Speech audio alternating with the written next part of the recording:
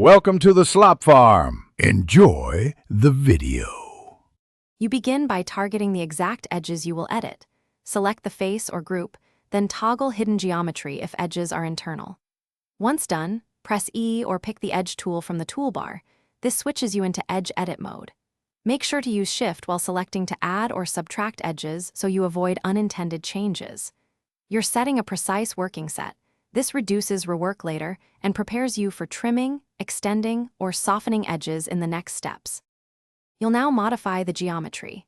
Grab an edge and use Move to extend it to a corner, or push/pull if you need surface changes that reposition edges.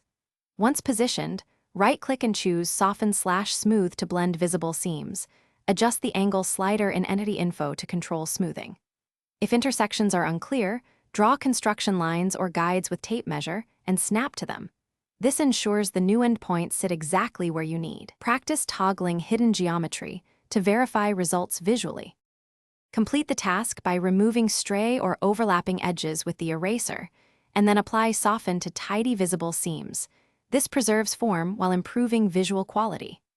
Once cleaned, group or convert the geometry into a component to prevent accidental merges later. Make sure to save a version. If something goes wrong, undo back to a stable step, or open the outliner to find misplaced edges or hidden nested groups. One troubleshooting tip: if edges refuse to soften, check coplanarity and